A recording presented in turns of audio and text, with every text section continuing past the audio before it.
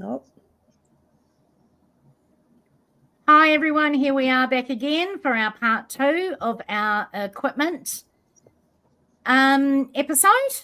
So Natasha, Barbara, welcome again. Hi. How was your week? Busy. Incredibly busy. Tell me about it. But it's great to be here. It's great to be back with you folks, and we're all ready to chat away.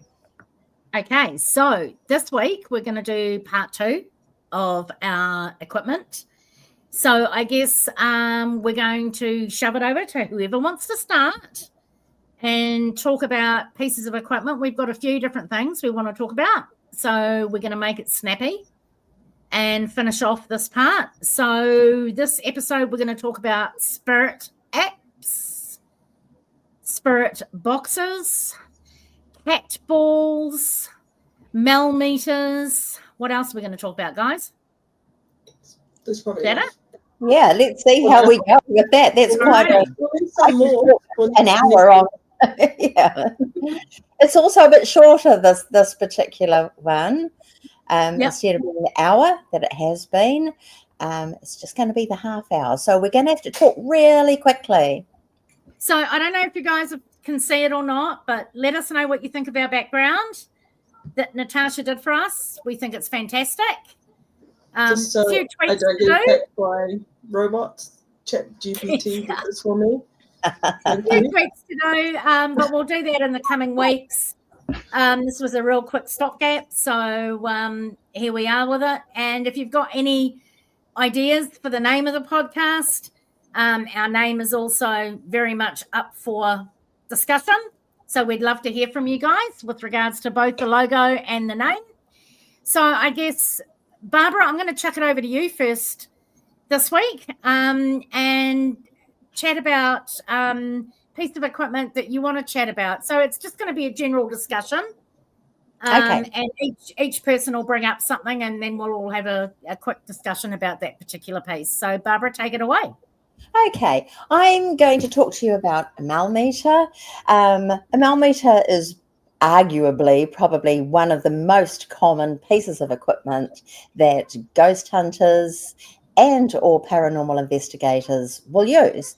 It is so handy because it simultaneously reads you the temperatures and EMF readings. It's a Gary Golker creation, and we've actually just been having a chat about Gary Golker and his creations. The story behind it is that his daughter, the story behind the name Malmeter is that his daughter was killed in a car accident. She was 17 years old, and within a short time of her passing, Gary and his family really felt that she was trying to contact them. They would have electrical disturbances and sort of apparently a fuzzy feeling when she was around. Now, Gary is an electrical engineer, and so he started working on equipment to try and contact, or to make it easier for her to contact them. Now, that is the story anyway. This Malmeter is named for his daughter, Melissa. It's one of those things that's very, very easy to operate, and it will simultaneously give you temperature readings and EMF readings. What is actually really handy, one of its handy functions, is that it will actually, you can set it to give you high and the low EMF readings at any time. So you can just like carry it around or place it with you during an investigation, and then you can show, the rest of your team, my gosh, the baseline readings, which would normally be the low reading, was 1.1 because there's electrical power lines close by. But you can see here that, we've had a spike of about 5.7. So that's a really interesting function. It also can help if it's an area that you think may be of interest, you can just leave your meter there, set it to show the highs and lows, go away, investigate somewhere else, and come back and just see if anything's been happening in the area with the EMF. So that's quite handy. You can also turn it into probably one of the fastest EMF readers on the market at the moment, or so they say. I'm sure that there will be people here who dispute that, but that's fine too. And just I agree with that, Barbara. It updates the fastest compared to other EMFs. So I've heard. Yeah. But yeah, you turn the temperature off and it turns into a very, very fast EMF meter. There is some debate on its accuracy, but that's going to be the same with most EMF readers. I mean, it's not, it's some of them are not going to be accurate, and over time they actually may need calibration. Over time they probably get less and less accurate. The one that I have is actually really good because it also has a REM pod attached, although it is just like an attachment, so it probably isn't, once again, that accurate. But what I really love about mine, and I know I'm running short on time here, but what I really love about mine is the shadow detection feature. That I have one here. I've got it here. All right. See, we've got this. You can't see it, can you? Okay, all right. And you set that up perhaps across a room with the actual meter on the other side of the room. They face each other. The first piece I showed you emits a light, and the meter is the receiver of that light. And if there are any light deviations between the two, it will set off an alarm and bells and whistles and lights and all that sort of thing.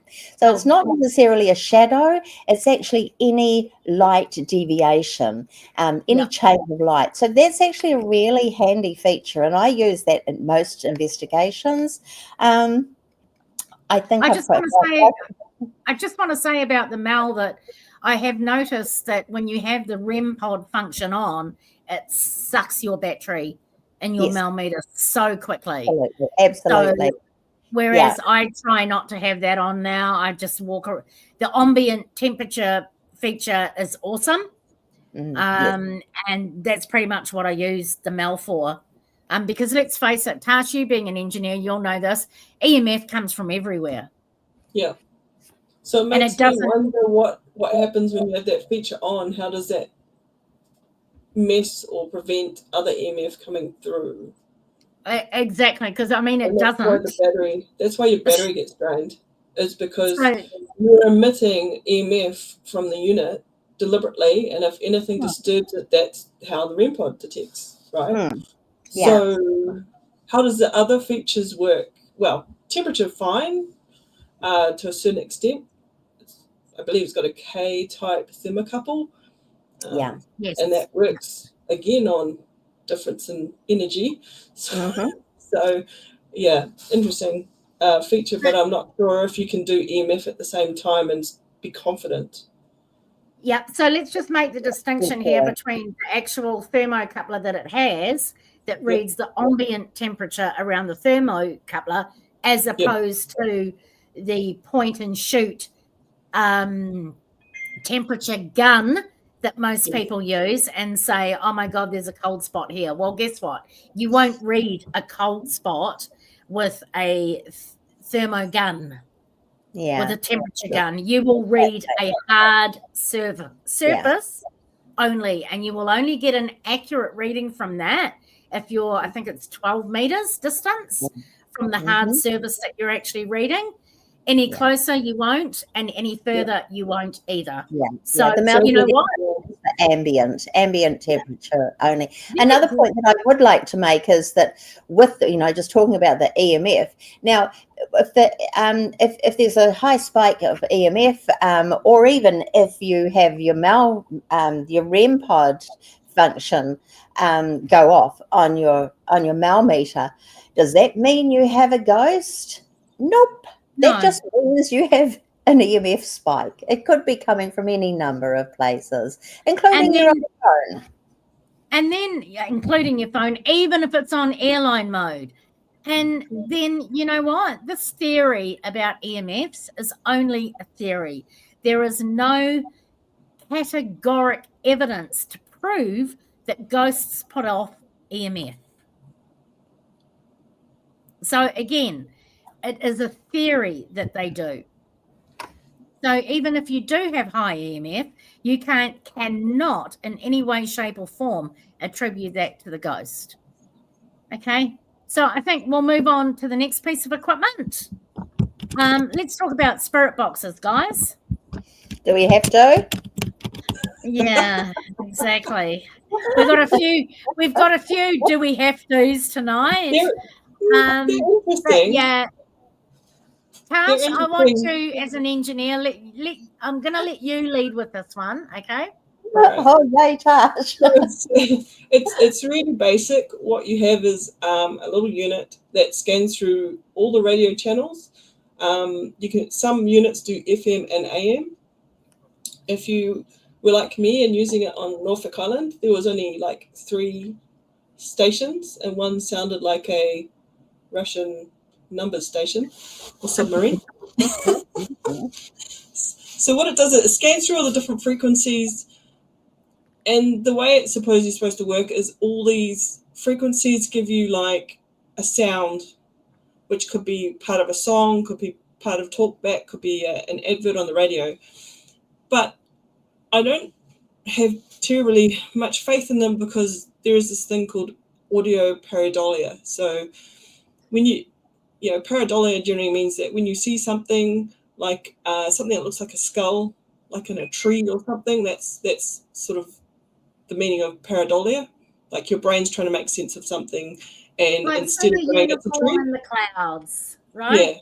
Unicorn in the clouds. Looking at the clouds. So with the spirit boxes, you're at risk of, if you go in and use it in investigation and they tell you about Harry the scary ghost, you're going to be biased in what you hear from the spirit box. So as it's going through each channel quite quickly, I think you can set the millisecond.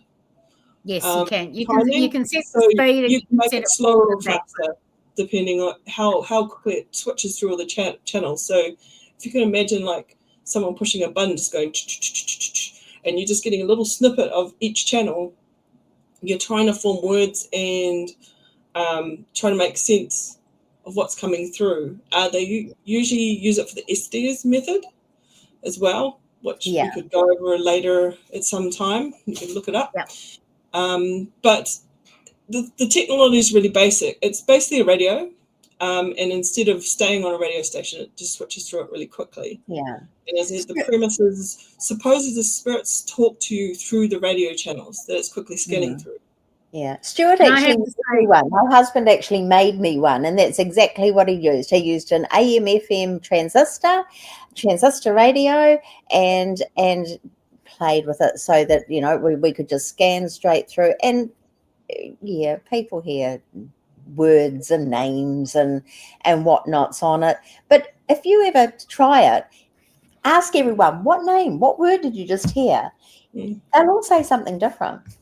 It's just I've got no faith in them. I don't think they have any place in serious paranormal investigations at all. So can we move on to spirit apps? I was going to initially say yes, please, and then you said apps. It's like,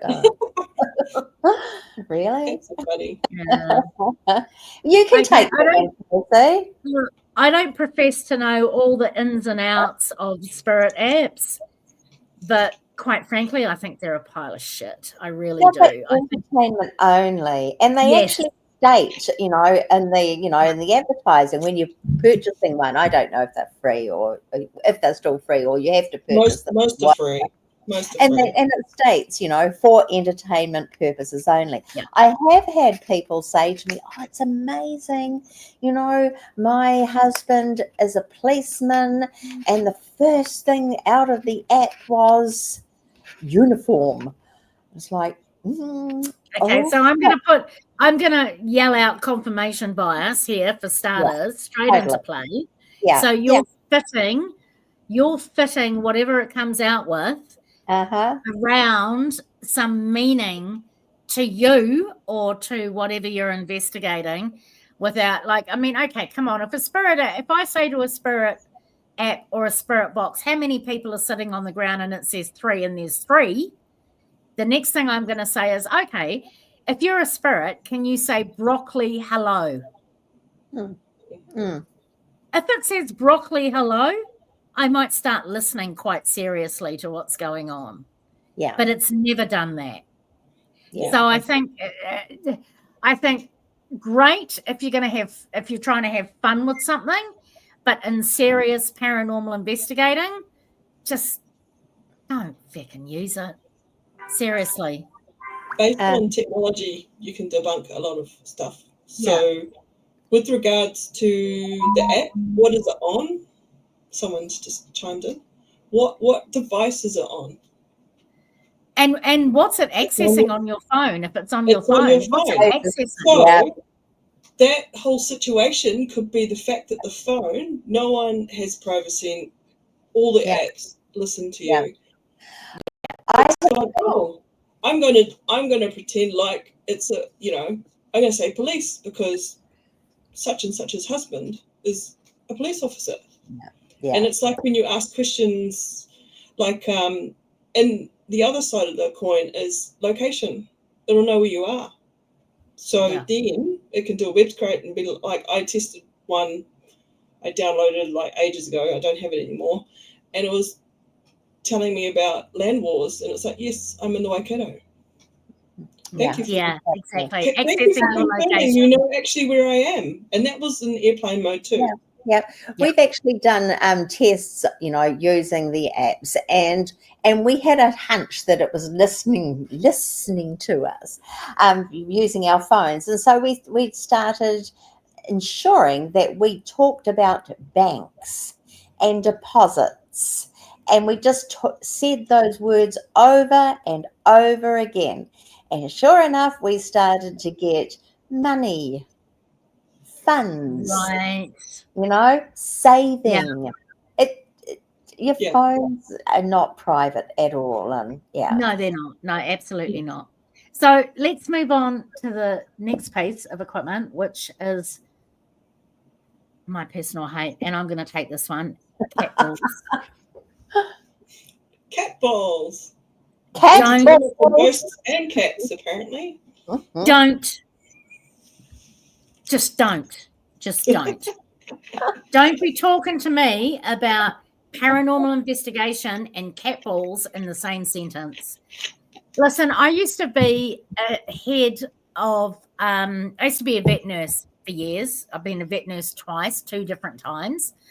And in between that, I was the head of the dog and cat department at Animates for like 8 years. I have spent thousands of hours playing with light up cat balls.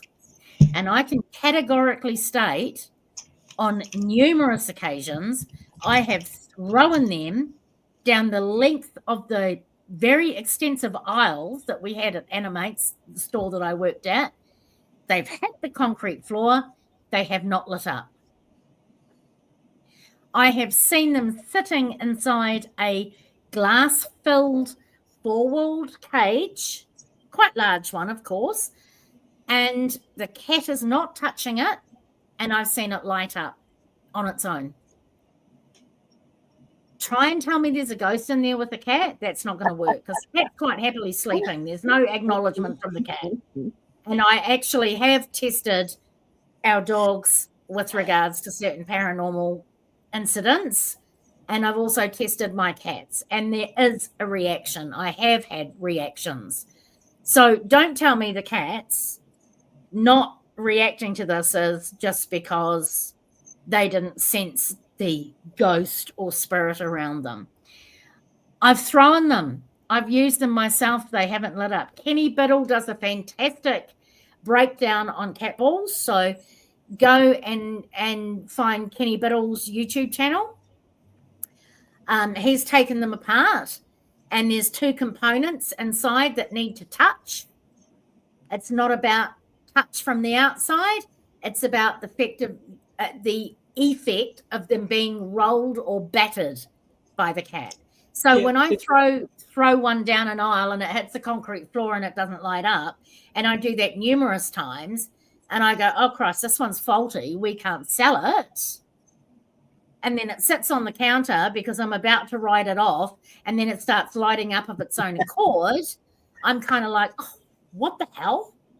So I've spent hours, and I mean thousands of hours over a period of 8 years playing with these things, and they are not to be used in paranormal investigating. They're just absolute rubbish. They give off false positives every time. And if you're using cat balls and you're investigating, I've got to question the fact whether or not you're actually an investigator. So that's all I've got to say about cat balls. Barbara?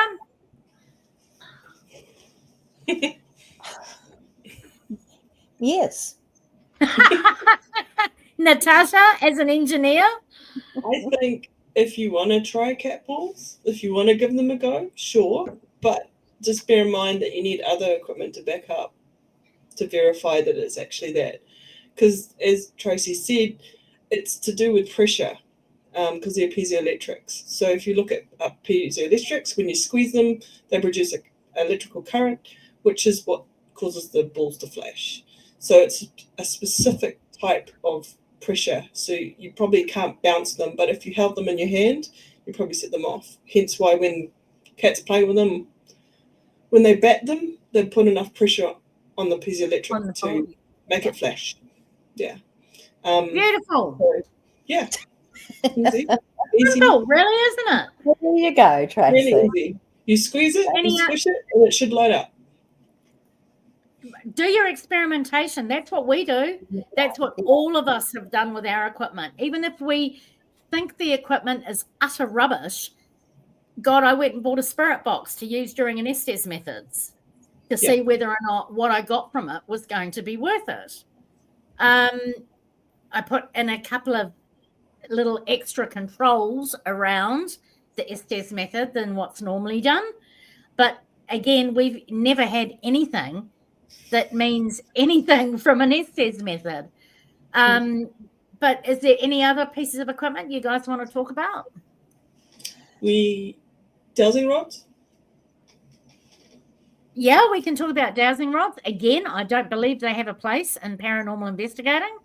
The reason for that is you can manipulate them.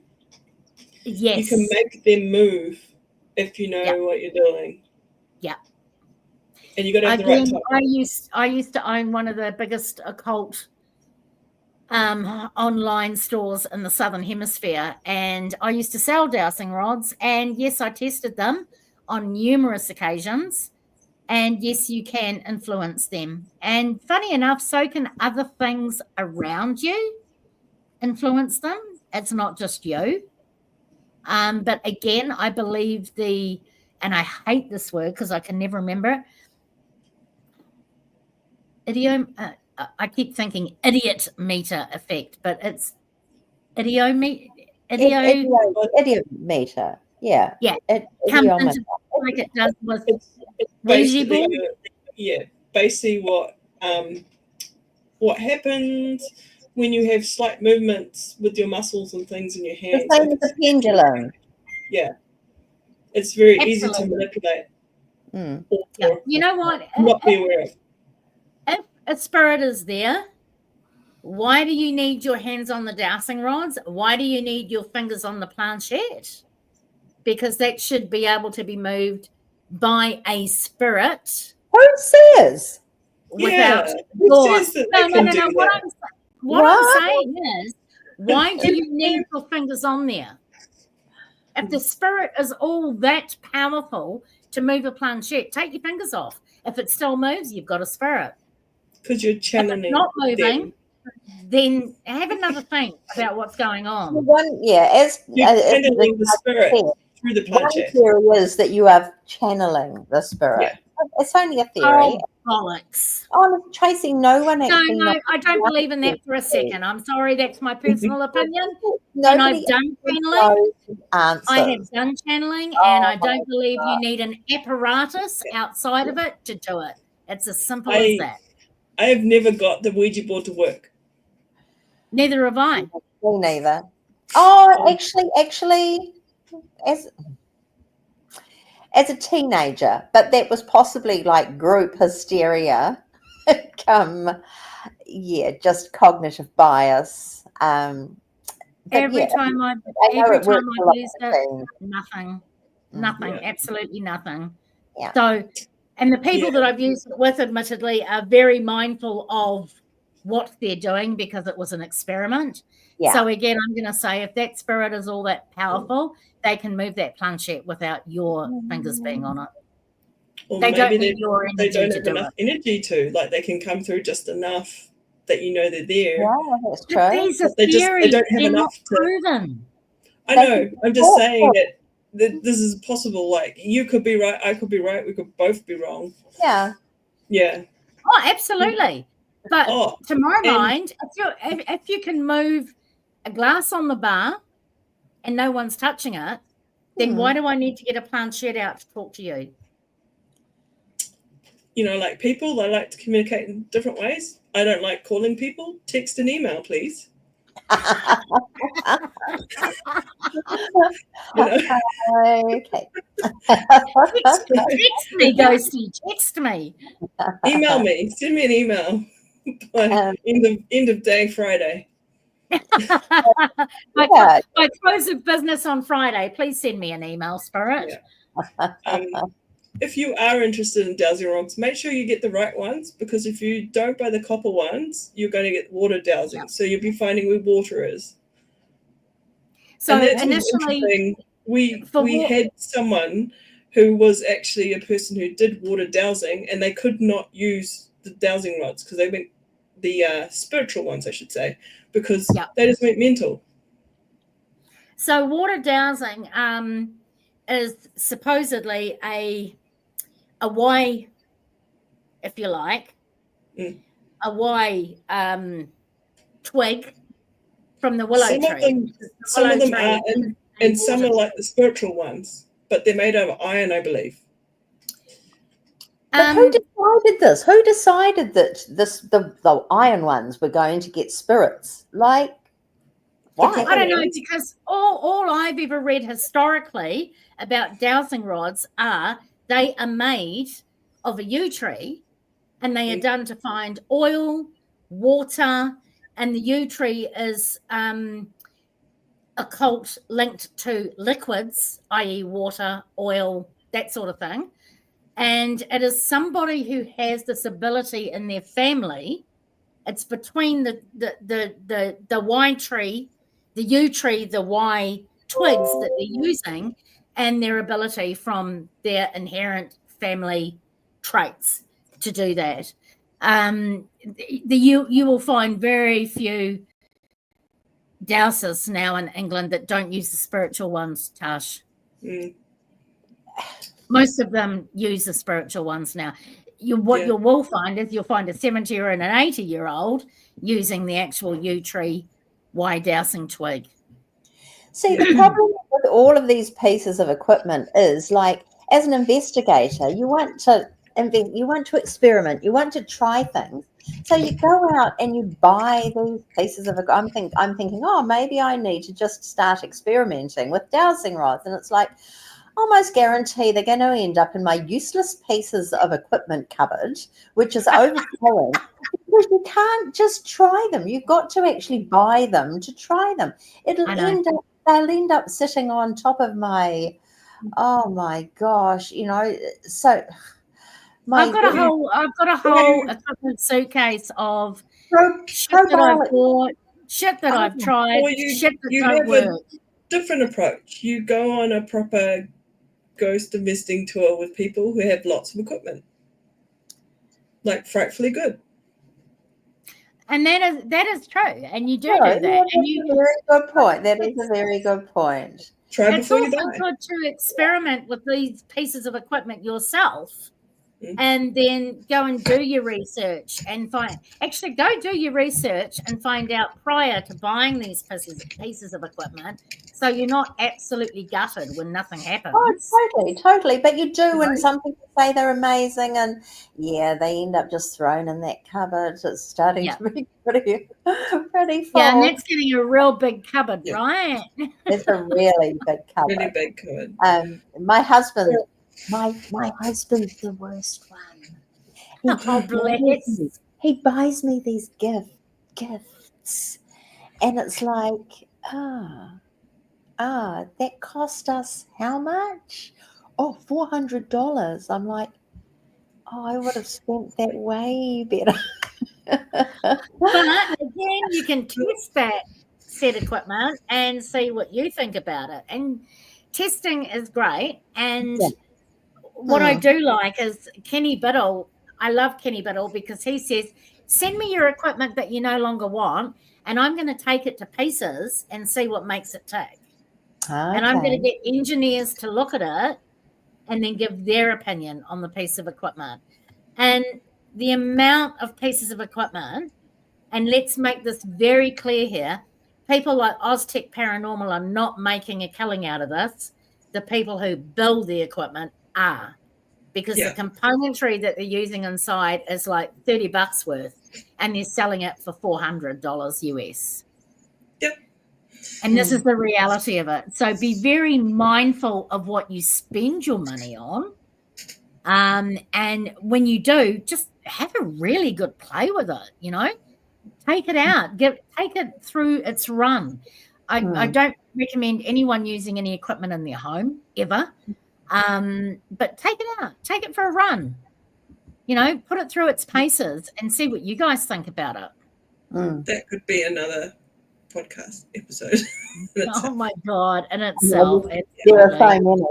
All right, so it's about time we wrapped up. It's just gone 30 minutes. And has it? Okay. Yes. Yeah. All right. So we'll end this episode. If you want another part 3 of equipment, oh gosh, then let us know. If not, we're not going to do one. And we'll wait till the next episode.